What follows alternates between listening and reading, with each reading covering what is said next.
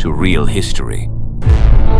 Before the skyscrapers, before Wall Street, before New York, there was only a tiny Dutch colony.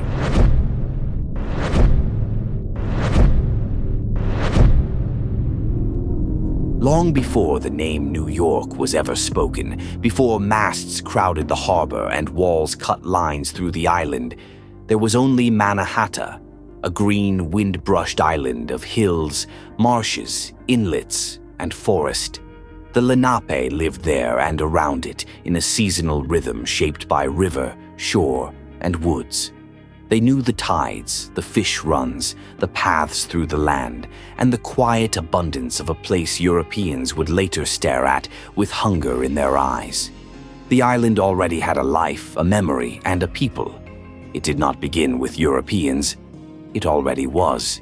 Then, in 1609, a ship under Dutch commission entered the mouth of the river that would one day carry the name Hudson. Henry Hudson sailed up that waterway and saw something more than a river. He saw a corridor.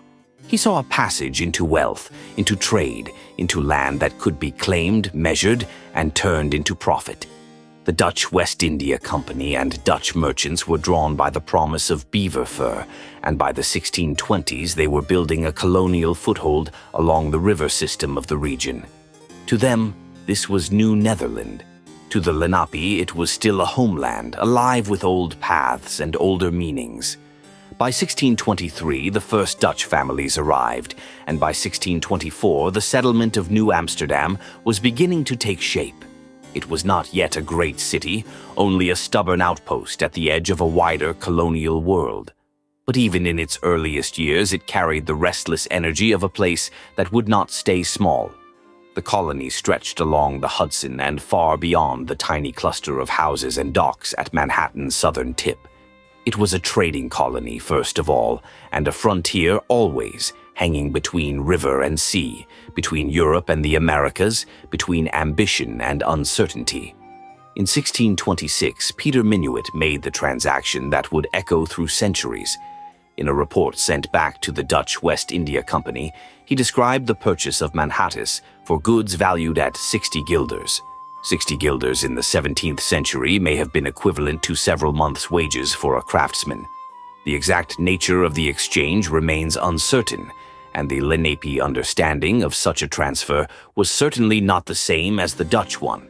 But in the minds of the colonists, the island had been acquired. A line had been drawn on paper, and Europeans were already beginning to behave as though paper could master the earth. Yet settlements do not grow only from claims. They grow from ships, from labor, from hunger, from fear, and from the countless small decisions made in rough weather. As New Amsterdam expanded, its life became more complex and more crowded. Dutch, Africans, Germans, English, Jews, Scandinavians, and others came into the settlement, until by 1664 the town was home to about 1,500 people, and by one account, 18 languages were spoken there. The settlement had become a world in miniature, noisy with trade, argument, prayer, and survival. It was also a place of tension. Dutch authority did not arrive as a gentle hand. It arrived with forts, with contracts, with disputes, with violence, and with the hard logic of empire. Relations with the Lenape shifted over time, sometimes involving trade, sometimes conflict, and often deep misunderstanding. The colony's early years were marked by instability, including the severe turmoil of Kieft's War in the 1640s. New Netherland needed a stronger and more forceful leader. That leader would become Petrus Stuyvesant. Stuyvesant arrived in 1647, crossing the Atlantic on the same vessel as the body of a man who died during the voyage. He was the final Director General of New Netherland, a man entrusted with a colony that stretched from the Delaware River north to the Hudson and east toward the Connecticut. He did not enter history gently. He entered it like a board set against a flood.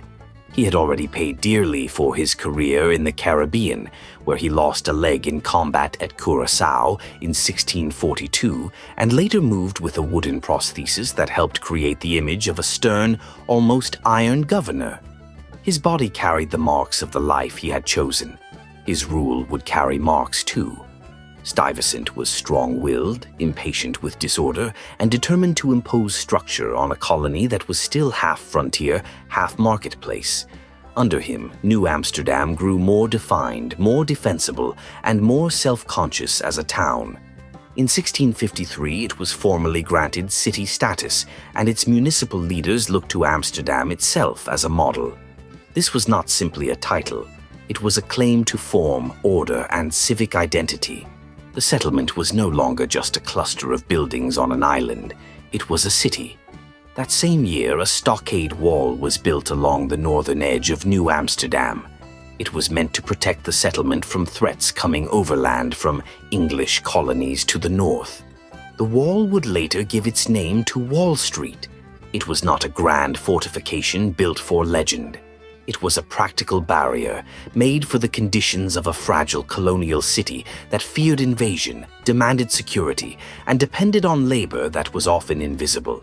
Its purpose was fear made wood. Its shape was survival turned into geography. But the city beneath and behind that wall was changing fast. Streets filled, markets thickened, ships came and went. Goods were unloaded, counted, and sold. The town grew into a place where different languages crossed one another in the air, like gulls over water. Traders bargained for furs, timber, grain, and imported goods. The settlement became wealthier, more complicated, and more difficult to govern. A city, once it begins to attract people from everywhere, ceases to belong only to the hand that first claimed it. Stuyvesant tried to govern firmly. He protected the colony's interests as he understood them, strengthened institutions, and defended Dutch authority against English pressure. Yet his rule also revealed the limits of control. A colony built from trade, migration, and many competing interests could not be held together by command alone. New Amsterdam's city government developed its own voice after 1653. And the relationship between the Director General and the municipal leaders was never simple. Stuyvesant governed the colony. The city increasingly wanted to govern itself. The place he ruled was beautiful in the harsh way young colonies often are, raw, promising, and restless. On a clear morning, the harbor could glitter. On a damp morning, the streets could smell of mud, animals, wood smoke, and tar. The fort stood at the southern tip of Manhattan. But the town reached upward, outward, and sideways in ways no wall could fully contain. Every ship that came in brought not only cargo, but new appetites, new disputes, and new possibilities. The city was becoming a prize. Then, in August 1664, the English arrived. 4 English ships entered the harbor and demanded the surrender of New Netherland. Stuyvesant wanted to resist. He tried to rally the people of New Amsterdam, but the citizens did not gather as one body around defiance. Many preferred surrender to destruction.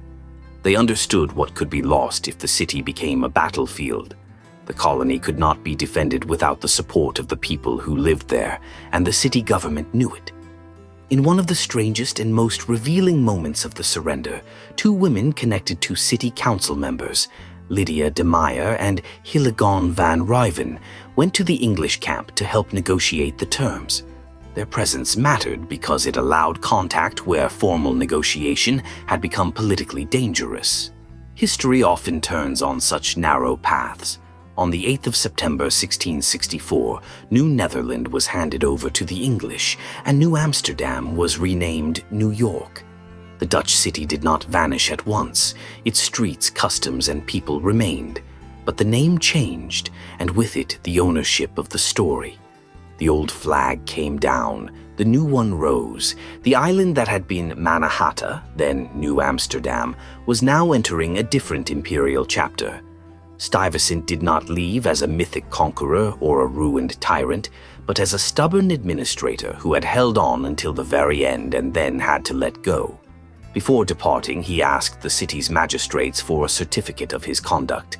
They granted it, acknowledging that during his years in office, he had acted according to his duty and, in their words, in the interest of the West India Company and the province.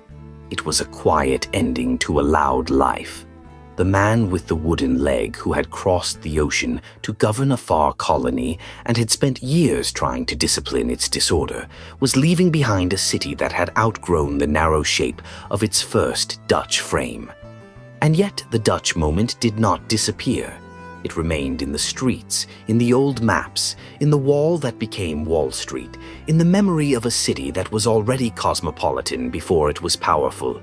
It remained in the fact that New York did not begin as a blank slate, but as layered ground, Lenape homeland, Dutch colony, English city, and later something far larger. The beginning was not clean. The beginning never is. It was a river mouth, a fur trade, a purchase written in colonial language, a wall built from fear, a wooden leg carrying a governor through hard years, and a harbor where 4 English ships appeared one August and changed the name of a place forever.